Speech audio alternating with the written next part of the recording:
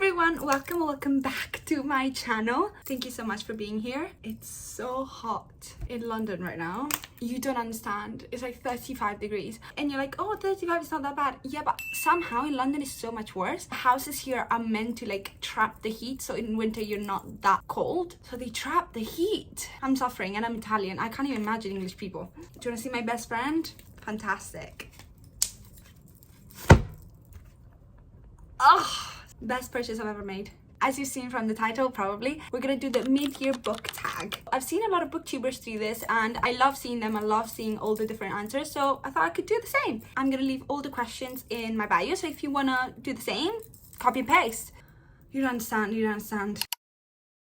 First question is the best book you've read in 2025 so far. So I have three. All three of these are like 5 stars, impeccable, 10 out of 10. So first one, you knew. You didn't even have to, like, you knew. It's Release Intent by Chloe Walsh. This book was heartbreaking and incredible. This is the 6th book in the Boys of Tommen series. You've seen this everywhere because even if you haven't read it, this was all over your For You page because it was everywhere. This is set before the first book and it's the story of Lizzie and Hughie, and they became my favorite couple. She's my favorite character. Like, she was my favorite character before her book, so you can't even imagine how much I love her after. Kind of like changed the trajectory of my reading because it put me in a reading slump because I loved it too much, you know? So definitely Release Intent. Another one that I think about probably every day is Sunrise on the Reaping. Now that I've watched We Were Liars, the TV show, and Joseph Zara, which is the actor that is gonna play Haymitch, young Haymitch, is in that TV show, and I pretty much watched it to see if he was like a good actor, he could act, and he's incredible, so we're fucked. Because he's gonna destroy us all in Sunrise on the Reaping movie. Now that I know that he's so talented, we're fucked, guys. Also, another one that you've seen everywhere, I don't even need to talk about it. This is in between the prequel and the first book. Sunrise on the Reaping is about the 50th Hunger Games, so the second quarter quell, and it's Haymitch's games. And Haymitch is the mentor of Katniss and Peeta in the original trilogy. Heartbreaking, cried so much, think about it every day. Incredible, 10 out of 10. So up to what is going on in the moment in the world, because Susan Collins always drops a book when we need it in the world, and you can tell. Like, give me every single game, I'll read it. Like, give me Phoenix games, I would love to have everything. There's so many connections to the original trilogy. Genius, just genius writing, amazing. And then Conditions of Will by Jessa Hastings. Jessa Hastings is having a little bit of a situation at the moment, but this book was definitely one of my favorites I've read this year, no doubts. But yeah, she's been having a little bit of a moment on Instagram. I don't know what she's on about, but you know, this is a standalone. It has nothing to do with like the Magnolia Park series, but there was a hint of Magnolia Parks, so they're set in the same universe. I love her writing. She has got incredible writing. Some quotes in this book were like incredible. There was so much. There was like a mystery, but there was a love story, but there was family drama, but there was talks about religion. There was so much going on in one book and I loved it. It was a 6-star for me. But yeah, Jessa, let's get her shit together, please. Okay, we're better. Next question is the best sequel I have read in 2025. One obviously was Release Intent, even though technically not a sequel, so I don't know if that can count because it's not. It happens before, but it's technically the 6th book. You know what I mean? It's like Sunrise on the Reaping. It doesn't work like that. So I'm not gonna count this. So one is 100% Rewinded Back by Liz Stomford. This is the last book in the Windy City series, and if you've seen any of my videos, you know I love the series so much. This was Rio's book, and we've seen Rio in every single one of the other books, so it was so nice to finally get his story and him to be in love and find someone. It was almost a little bit too sweet and cute for me. Like, I do love a little bit of drama, and they didn't have much drama because they were just in love from page 1 because they've been in love for years. It wasn't my favorite in the series, but it was one of my favorite sequels I've read this year. And Lord of Shadows by Cassandra Clare. This is the 2nd book in the Dark Arts of Isis series. Once again, if you've seen any of my videos, you know Shadowhunters, I'm obsessed. I still have to read the 3rd book because the ending of this shattered me, destroyed me. put me in a coma. So I'm reading the third book this month, dreading it. It's insane, so sad. I cried so much. The main characters are Julian and Emma, and they're Parvati, and they're in love, but that's absolutely not allowed. It's against the law. You literally are exiled if they found out that you have a romantic relationship with your Parvati. So we're in fucking trouble. And at the same time, there's murders happening, so we're trying to find out, and then there's betrayals, and then there's family drama, and there's a lot going on, and it's written by Cassandra Clare, so you know it's a masterpiece. One of the best sequels I read this year, for sure. Next question is a new release you haven't read yet, but you really want to. And mine is definitely Atmosphere by Taylor Jenkins Reid. I love Taylor Jenkins Reid. I've read most of her books, not all of them. I have like 2 that I think I haven't read, but every single book that I've read from her, I've been absolutely in love. I've seen a lot of like very positive reviews, but I think that's always with Taylor Jenkins Reid. How can you hate her books? Like, do you know what I mean? And all of her books are like set in the same universe, which I love so much because it kind of like ties them together. So yeah, that's the one book that I haven't read that I definitely will be reading.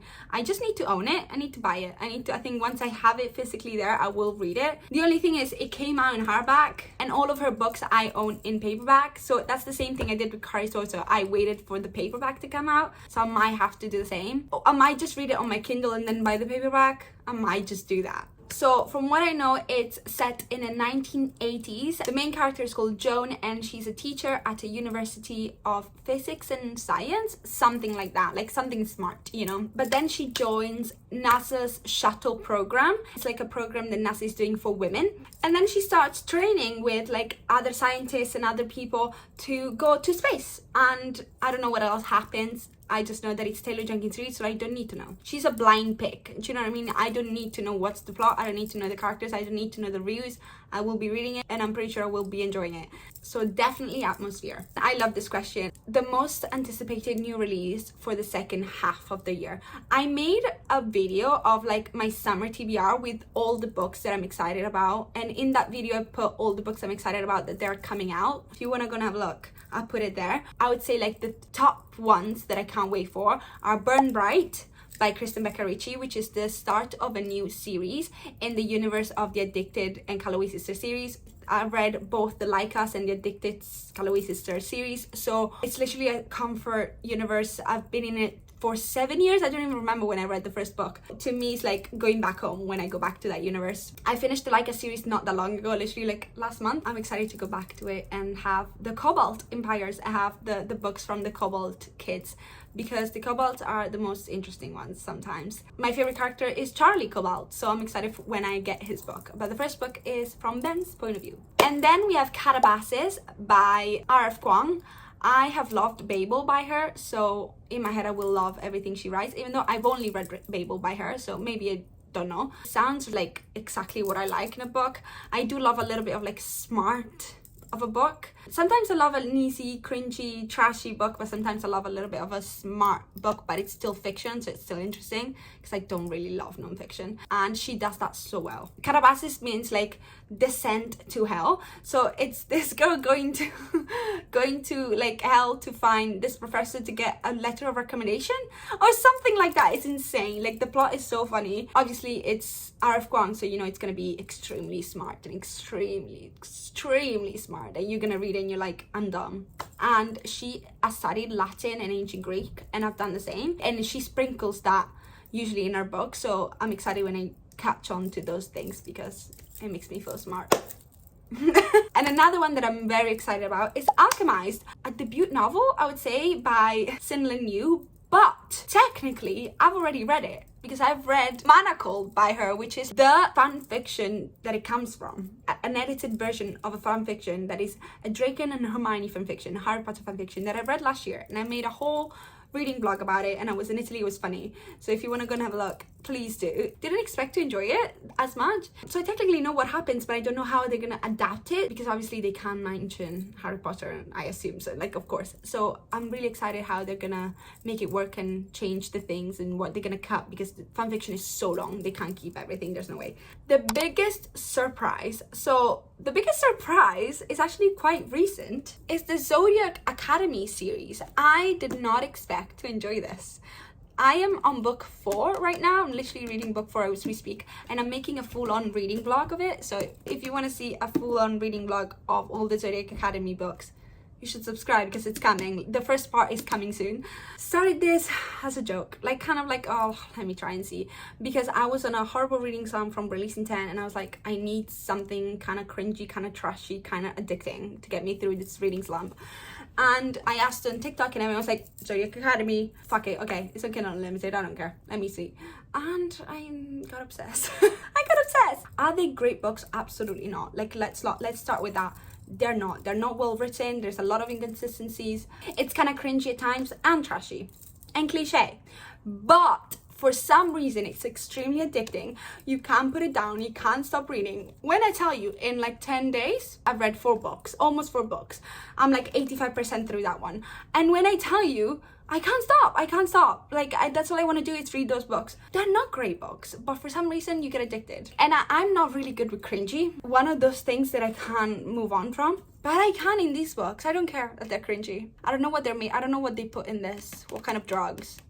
Because they're addicting. There must be some drugs laced in this, but something is up. It's a fantasy series set in this academy called Zodiac Academy, funny enough, where these 2 like twins out of nowhere, they've lived their whole life in the human world, and then a guy comes in and is like, oh guys, your face, come to the academy. And they're like, what the fuck, man?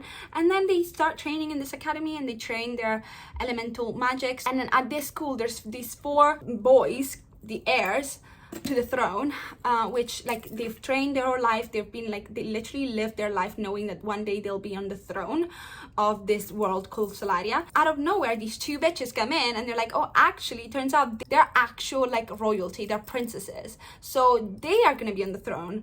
And the 2 girls are like, well, we don't really want to be on the throne, we just came here, we don't even know what this is. So the 4 guys hate them and kind of bully them quite badly, and then these 2 girls are like, what the hell, we just came out. So yeah, so that's it. Did you like that? That's how good I am at explaining plots. And then there's romance. Like, where I am at, I'm really obsessed with one couple, and they need to happen soon because it's been 4 books, you know. I love a slow burn, but come on, 4 books. I'm only at book 4 and there's 9, so long way to go. But they're not good books, but I'm having a great fucking time reading them, so do with that what you will. So favorite new author that either debuted this year or you've never read before. 2 of them are the Twisted Sisters. Is that what they call it? Everyone call them the Twisted Sisters, but I don't know if they're actually sisters because they have different last names, so I assume no. They're Caroline Peckham and Susan Valenti. Definitely them. And Hannah Bonham Young. I had never read anything by Hannah Bonham Young until Out on a Limb this year, and I fucking loved it. And this book has the pregnancy plot. And before you start it, because I know I can hear you from here, wait, okay? It slaps. Wait, 1 second. So we have Bo and we have Winnie, and both of them have disabilities. Winnie was born with a little hand, and Bo had his leg amputated last year. They met at a Halloween party, and they had a one-night stand, and she got pregnant. They navigated the whole thing together. He was a walking green flag, perfect man, love him. So much banter, so much, like, they were funny. They had a lot of like sarcasm, the way they spoke to each other. I loved them. The banter that they had, 10 out of 10. Yes, it had the pregnancy trope, but it doesn't mean anything. It was great. Anyway, trust me. I had a great time reading it. I read it in like less than 2 days because I was obsessed. In like a day, I read like 80% of it. So it was one of those books that you can't put down because it's so addicting. And I'm really like, I'm a harsh critic of romance books, and this was incredible. So fun break. Oh, this is a good one. Newest fictional crush. I have many. So this year I've read Saving 6 and Redeeming 6 in the Boys of Tommen series, so definitely Joey Lynch, but I don't know if he counts because I had read Binding 13 and Keeping 13 years ago, 2.5 years ago, so I already knew of Joey Lynch, so I don't know if he counts. Same thing for Huey in Releasing 10. Love him, but I knew of him before, but I didn't know him very well. Same thing for Joey. So I would say Joey and Huey. Definitely Julian, Dark Artifices series. This man, he takes care of his siblings. He's got the same thing as Joey going on. He has to take care of his siblings. He's literally in charge of his 4 younger siblings. I can't even speak about this book because I want to cry. Father figure, just like Joey, he's in charge of his 4 younger siblings. Literally same thing, and they both start with J. And they're both in love with a blonde. They're literally the same person. And Darius in the Zodiac Academy series. Once again, I haven't finished the series, so he might turn out to be more of a dick, because he was a dick in the first 2 books, but he's been nice in the last 2. But yeah, so far I really fucking love Darius. He looks like Zayden in my head. He's literally like the spit image of Zayden. The books that made you cry the most. We talked about her. Don't want to talk about her again because the ending destroyed me. I didn't actually cry that much at this. I cried, but I didn't like sob. I sobbed more reading Redeeming 6. This was definitely the ones I sobbed to the most this year and in the series. This was harsh. This was mean. This was mean. This is a story about Joey and Aoife. And Joey has a lot going on at home because of his abusive dad and has to take care of his siblings, and he has an addiction going on, and then there's something else that happens with his girlfriend. So like it's crazy things. Crazy. This poor boy has been through hell. This I was just angry and in pain. I did cry a little bit, but I cried at this more. And of course Sunrise on the Reaping. I cried at this. The ending of this.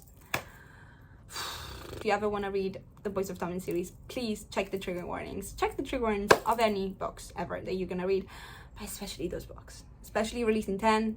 That book is not for everyone. Be aware. Book that made you happy. A book that made me happy was All Roads Lead Here. So nice, so cute, felt like a warm hug. Strongly recommend reading this. It's a single dad romance, and he happens to be like her landlord, and he's like grumpy sunshine, and like the sunshine turns out to have like a very like difficult past, and it's a small town romance. Just very cute, made me happy. Another one is Back Borrow Seal by Sarah Adams.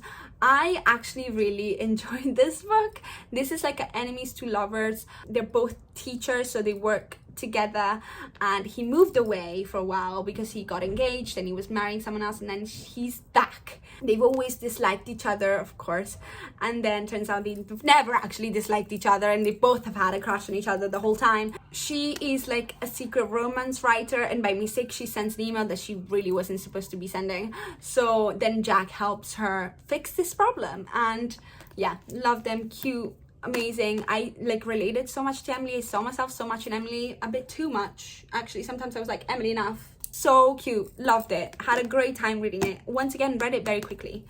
And obviously Out on a Limb, that we already talked about, but this one made me happy as well. Next question is the most beautiful book that you've bought or received this year, and it has to be Gifted and Talented by Olivia Blake. Oh, there you go. Look at that.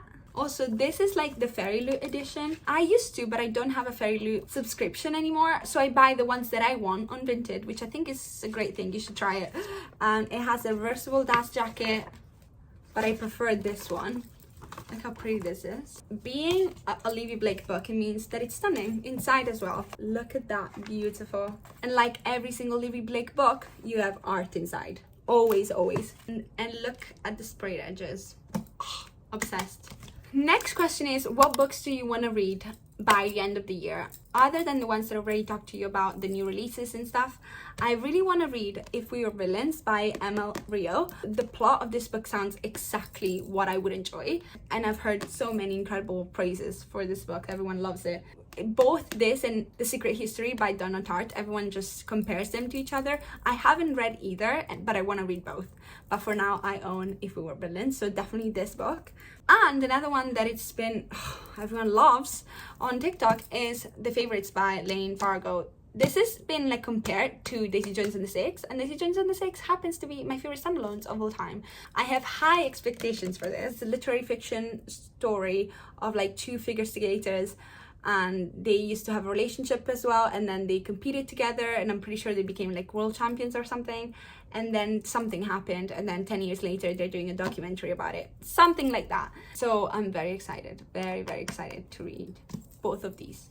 Next one is, how many 5-star reads have you had this year? I'm pretty sure it's 6. So we have 3 of them in the Boys of Tommen series, which is crazy, like half of them. We have Saving 6, Redeeming 6, and Releasing 10, which are definitely my favorite books in the series, and they're the only 5 stars in the series for me so far. Then I have The Conditions of Will, I have Sunrise on the Reaping, and I have Lady Midnight by Cassandra Clare, so the first book in the other book that I showed you. This is the first book in the Dark Artifices series. This was a 5 stars as well. These are the 6 books so far, but I have high hopes for July because I'm reading a lot of great books this month. Next question is, what books do you want to reread this year? Now, I'm not really a rereader. I don't reread books just for the sake of it. I usually reread books when I need to. So like if there's a new book in a series coming out, then I will probably reread the first books because I probably forgot, okay? If one day we get the ACOTAR announcement, I will have to reread those books because I read them like 5 years ago.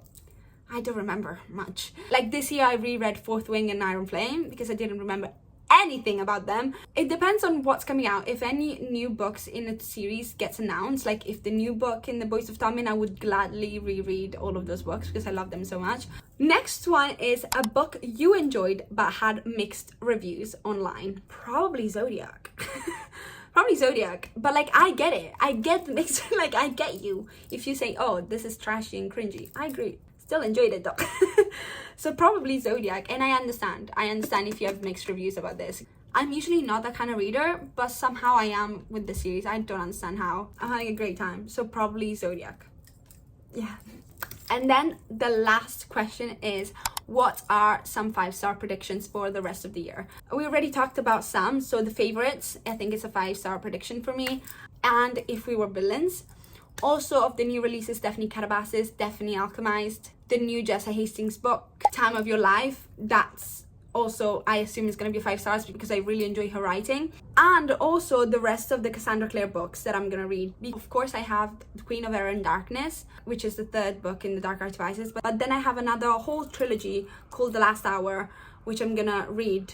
And I'm going to try to get it all done by the end of this year. And those are also 5-star predictions in my head because it's Cassandra Clare and it's Shadowhunters. So what are we talking about? And in my head, Chloe Walsh is going to release Claymington by the end of the year. I said it. I think she's going to do it. And I would be so happy if that happened. And that's going to be a 75 stars. Not even 5. That was going to be like 25. So yeah, this was my mid-year book tag. I hope you enjoyed it. Let me know what are your answers. Through your answers I can have some book recs, and I always want them. Please don't forget to like and subscribe. It helps so much, and there's a lot of exciting videos coming up. I'm getting back to Italy as well, so it's gonna be fun around here. So at least if I'm hot, I might as well be at the fucking beach. At the beach! At the beach! Sorry. That sound is everywhere on my For You page. I'm a husband, I'm a father, at the beach. Anyway, but yeah, thank you so much for watching. I hope you have a lovely rest of your day. I love you, and I'll see you in my next video. Ciao, ciao.